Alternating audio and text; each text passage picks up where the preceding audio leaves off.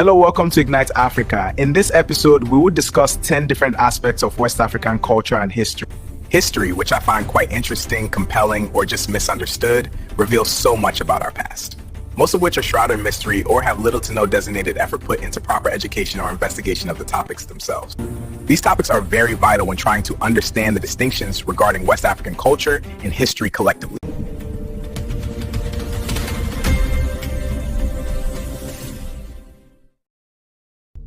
The hunter guilds called Dozos. If one were to travel throughout West Africa, they would likely come across conspicuous elements of Mandinka culture, a powerful and influential people who reigned over much of the region for centuries. One of their manifestations is that of the Dozo guilds. These are brotherhoods of traditional hunters. The word Dozo itself translates to the one who returns home after a long stay in the mountains. This expression very graphically reflects the esoteric tradition behind these groups' identity.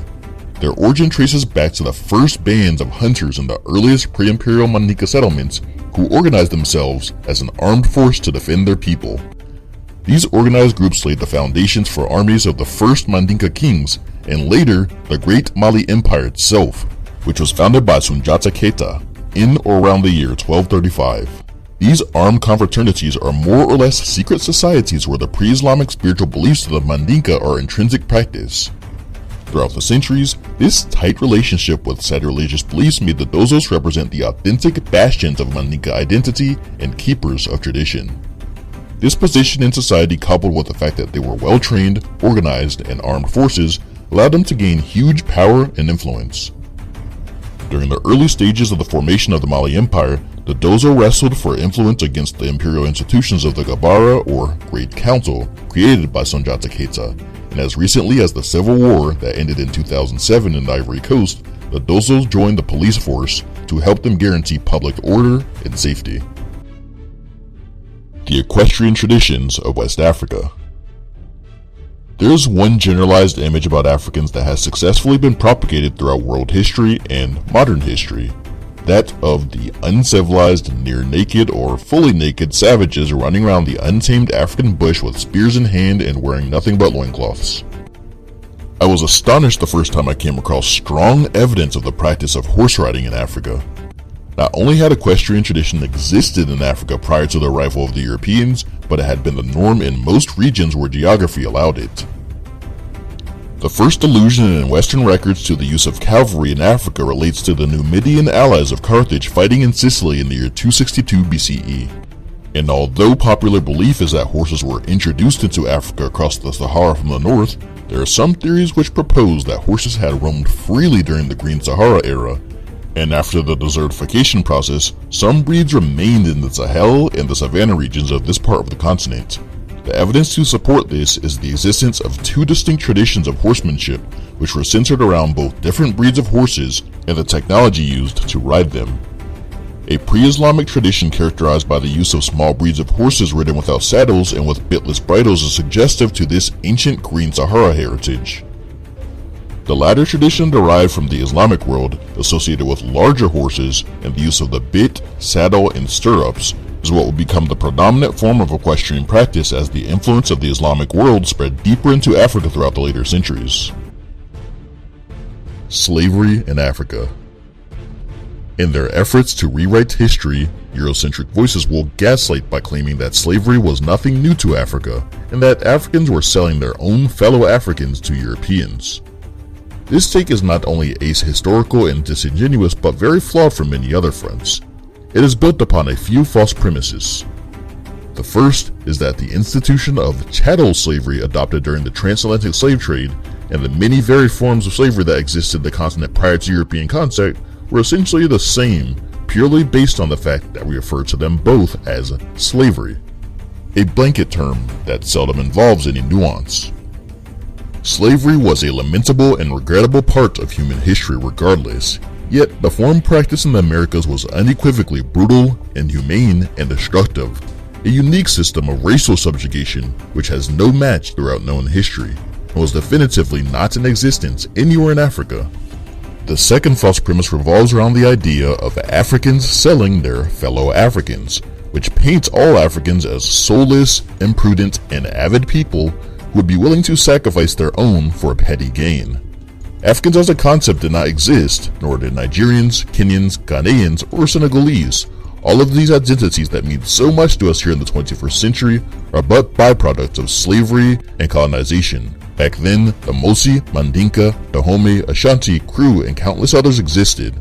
These are but a few examples, but the list is endless, each with their own distinct nations, kingdoms, traditions, and histories unique to their people, in a manner no different than the French, German, or British.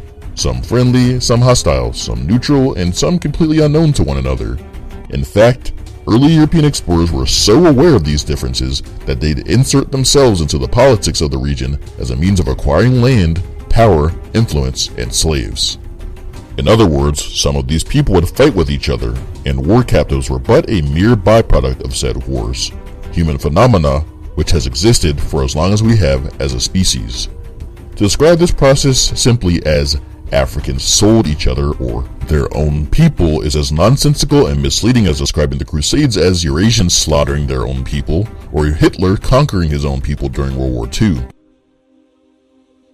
Architectural development. Among the most popular of all fallacies leveraged against Africans is the famous "you built nothing but mud huts" trope. Not surprisingly, this trope is as ridiculous as it is completely baseless. It does nothing more than demonstrate the sheer ignorance of those uttering it. This is because they imply that both the material and design being used denote a lack of complexity or sophistication, or in more extreme cases, there will be implications that there is actually a lack of intelligence or cognitive abilities on a racial or genetic level.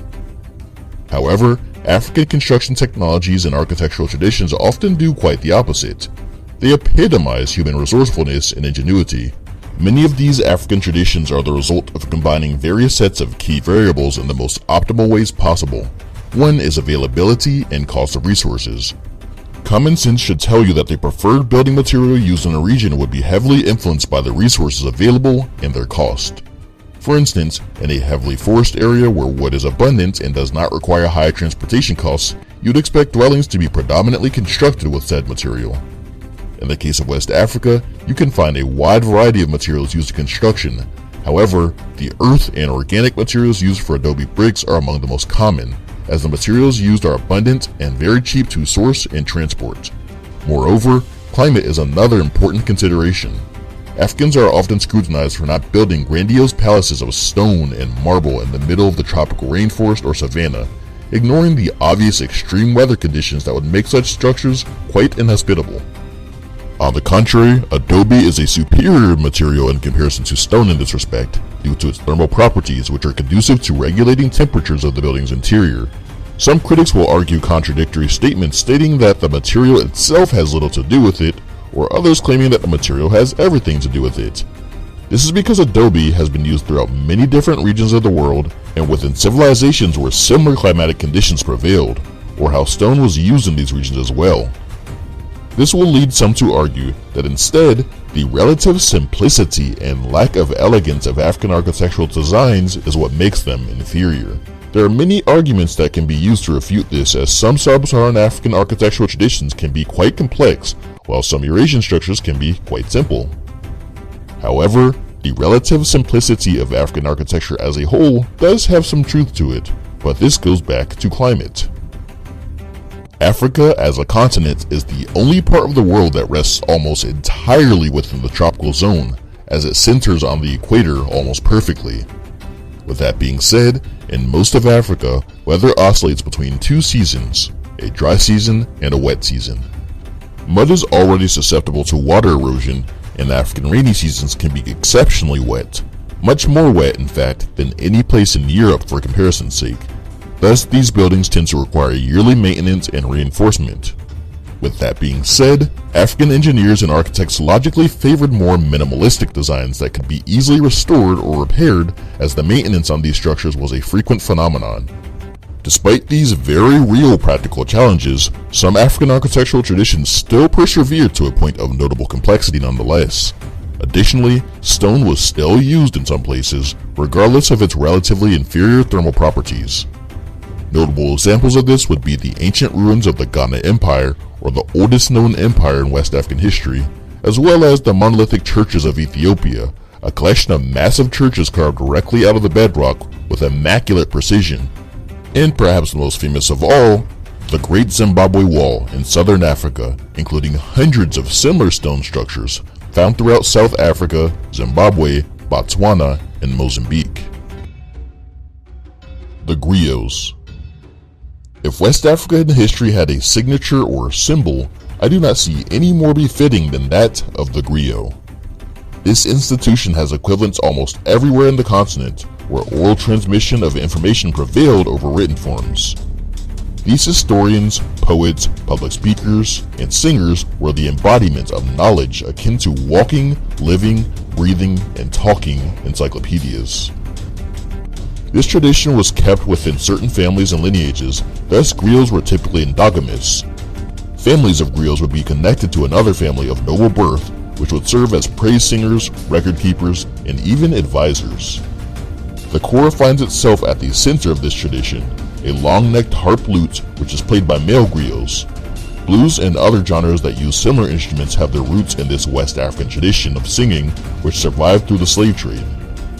Irrefutable evidence of this is found in many elements such as the vocal style of many blues singers using melisma or wavy intonation. The Mosi. Amongst the immense variety of African nations in history, there is one in particular that stands out for a few different reasons.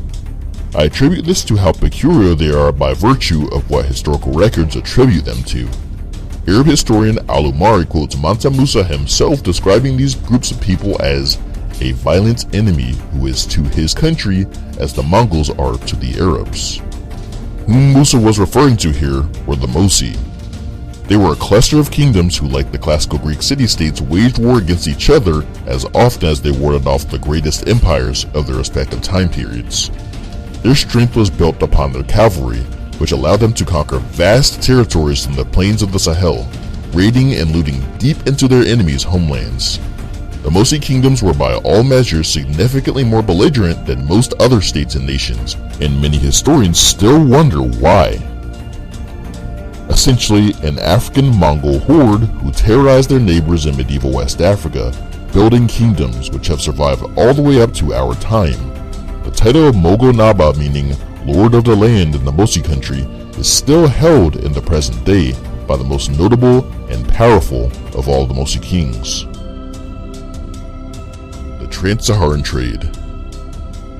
Africa's current regression and underdevelopment has falsely been attributed to a natural and historical lack of advancement, as opposed to the result of systemic depletion and undermining by Western imperialist powers. Often dubbed the Dark Continent purely due to the racism, ignorance, and malicious intention of those who came to exploit it. But how could such a dark and inept backwater create so many great civilizations? Complex territorial and social organizations which created and maintained systems of commerce which connected them to the wider world. The trade network that interlinked West Africa with the rest of the world is not a mere footnote of history. The British Library holds a 19th century manuscript written by a local scholar from Kumasi, the capital city of the former Ashanti Empire in what is now present-day Ghana, which contains instructions for reading the works of alchemy by Persian philosopher Al-Ghazali. Commodities, knowledge, and people effectively traveled throughout these geographical arteries, which connected the coastal rainforests of Central and Western Africa with the Mediterranean world via trade routes crossing the Sahara Desert. Salt, copper, cloth, and brass were exchanged for cola, slaves, spices, gold, and wood. The trade routes facilitated the spread of Islam, scholarly, and ideas. With it, the demand for books and written works rapidly occupied a huge share in this trade, fostering book copying industries in cosmopolitan cities like Timbuktu. The diversity of raw materials, specialized skills of various groups, and large-scale organization was what stimulated trade and became the economic base of the Mali Empire. Imperial control of the trade routes generated immense tax revenues rather than direct participation in the trade itself. Don't forget to like, share, comment, and subscribe, and don't forget to turn on notifications.